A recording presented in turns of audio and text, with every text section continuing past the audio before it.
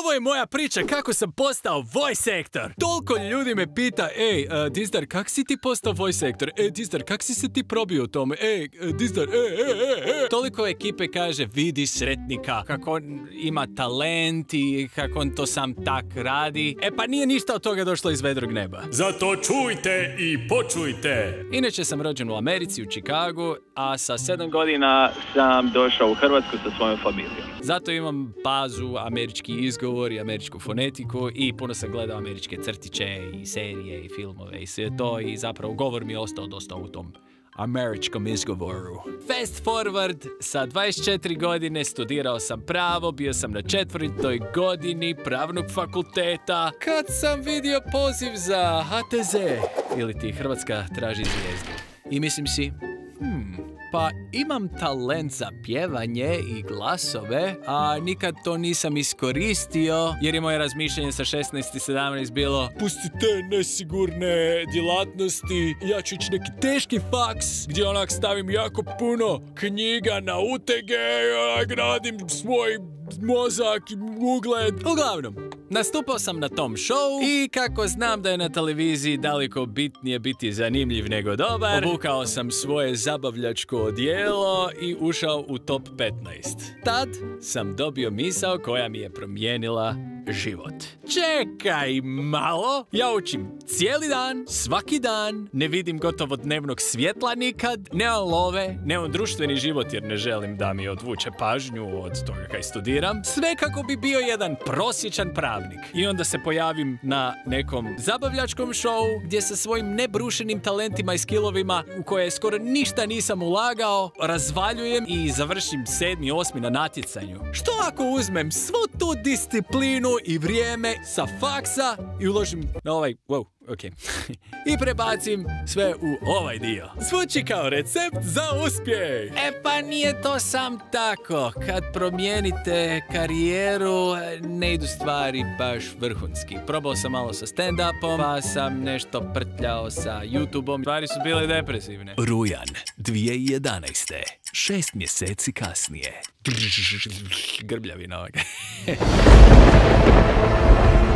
Vratim se ja učenju u knjižnicu, u Trešnjevku, gdje sam bio u svojoj maloj boksici, pripremao sam ispit iz trgovačkog prava, koji je by the way jedan od lakših ispita na pravnom faksu. Kako mi duša više nije bila u tome, depresivno sam malo bio za skriptom, pa onda bi otišao na komp, na internet, bljuzgao po browser igricama nekakvim. Kad odjednom došao je mail! Tu depresiji dođe kraj. Tražio sam od kolegice koja je radila u produkciji u showu kojim sam nastupao. Tražio sam je da mi pomogne da se ubacim u sinkronizaciju crtića u nekom studiju jer znam da bi tamo briljirao i znam da bi mogao dati velik doprinos. Otvorim ja mail, taman se otvorio studio u Zagrebu koji traži nove glumce i šamaraju sve u 16 i pitaju daj dođi na audiciju. A do tad, samo da znate, nije bilo baš prilike da sam tako uđete u taj posao, bilo je dosta zatvoreni krug ljudi, morali ste biti kazališni glumac ili filmski glumac, ili morate imati iskustvo. Iskustvo. Nakon što sam vidio mail, bio sam užasno uzbuđen, pokupio sam skripte, kupio sam papire, knjige, nisam niti odjavio ispit, što znači da sam ga automatski pao, nikad se više nisam vratio, znači nisam niti više otišao na faks, nisam ga ni ispisao, vjerojatno sam još uvijek student tamo, nemam pojma kako to funkcionira. Dođem ja na probu, skušam da mogu raditi puno toga sa glasovima, joj, super! Kad stvari su malo na knap. Dikcija mi je užasno loša, čitanje je još lošije, ja sam zapravo disleksičar, ili barem sam bio dok nisam to. Ne znam li se može prestati biti disleksičar. Uglavnom, spadao sam u kategoriju disleksičara, pa mi je trebalo dosta muke da završim rečenicu na glas. Bilo je napeto, nisu baš bili sigurni. Srećom, Tonac se zauzeo za mene, uvjerio šefa da ću se ja dugoročno isplatiti za firmu uz malo prakse ili puno prakse. Hvala žaci, bome ti dugujem. Dali su mi sitne uloge, tak sam se ja vježbao, počeo sam raditi i 3 tjedna kasnije, znači 3 tjedna kasnije, pjevao sam uvodni song za SpongeBob Skockanog i kastao sam za ulogu Kalamarka koju sam dobio. Znači 3 tjedna iskustva. Sad je postalo ozbiljno. Sav očajan, tražio sam u Zagrebu, je li ima nešto za ponudit, kako da unaprijedim svoje očajne govorničke vještine. Očajno pričanje, očajne naglaske. Našao sam spikersku radionicu u okviru projekta 6, iskoristio zadnje kune koje imam da uplatim za tečaj i upisao sam tu radionicu u kojoj zelena mladež koja ne zna ništa o spikiranju dođe i vježba sa profićima kao što su, ne znam, Marin Koleš. Evo snimke kako sam zvučao taj tjedan, jer imam te snimke i poprilično ih se sramim. Ponekad želim zažmiriti i okrenuti glavu. Ponekad zažalim, ponekad ne želim znati. Ponekad mi je potrebna pomoć. Ponekad trebam savjet. Pomoć. Evo i snimke sa čuvenim hrvatskim spikerom Marinkom Lešom. Upoznajte Suzanu i Tomislava. Ona je završila faks, a on je rock zvijezda. Ona je postala bogata nasljednica, a on je dobio blizance. I to sve prije ručka. Koji će biti tvoj izbor? Učenje, karijera, novac ili zabava? Zaigraj igru života uz Game of Life. Ok, možemo sad zapravo. Ok. Sad ću isto. Ne, gledaj. Ok, dosta.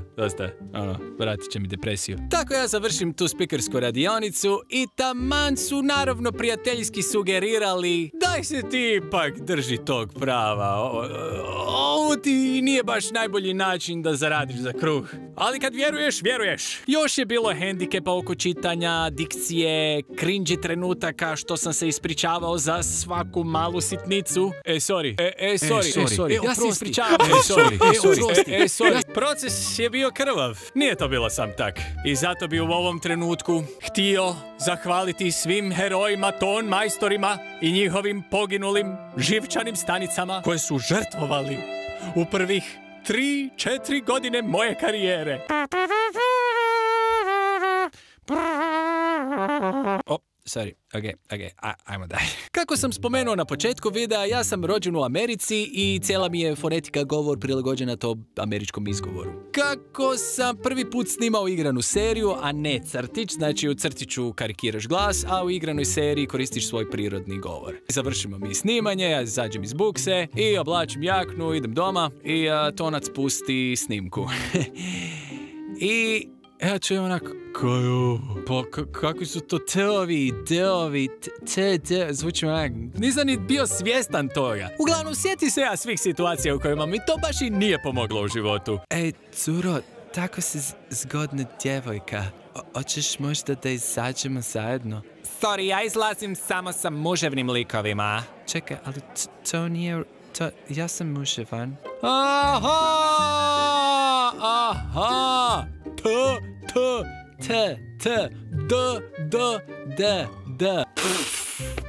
Odmah sam otišao u suvag, logopedu, ispraviti što se ispraviti da. Trebao mi je zapravo samo jedan termin sa logopedom gdje mi on objasni u čemu je caka. Američki engleski ima t-ove i d-ove koji su sa strane zraka. Ovak, t i d, a na hrvatskom balkanskom je t i d. I onda je govor jako oštri.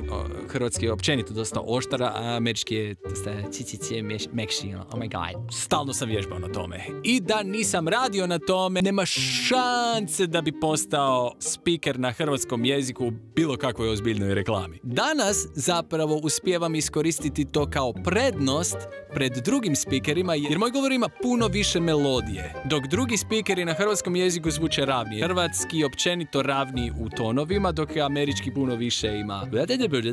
Zvuči malo šire ili onak dodajem ekstra sosa. Uglavnom, imam prednost zbog nečeg što je nekad bila mana. To je uglavnom priča kako sam postao profesionalni voice actor u Hrvatskoj od nule. Jako sam predan poslu, ekspeditivan, pazim jako na svoj ugled, radnu etiku i moram vam reći, započeti novu karijeru nije samo tako. Zato ću vam u sljedećem videu objasniti, naravno ako vas zanima, ako još netko gleda ovaj video do kraja, ostavite u komentaru pitanje, ako vas zanima kako uopće vi možete postati voice actor ako imate za to predispozicije ili interes. I imate li uopće šanse? Također, ako vas zanima, mogu napraviti video kako biti uspješan u Hrvatskoj općenito. Na mladima svijet ostaje, tako da Kaj god da radite, radite to sa srcem i dušom i čak i ako mislite da niste na pravom putu, uslušajte svoju intuiciju i poziv za prilikama. Znači, grizite ako u nešto vjerujete. Ako i ne uspijete, otkrićete nove stvari, imat ćete nova iskustva, to ćete moći iskoristiti na način kako danas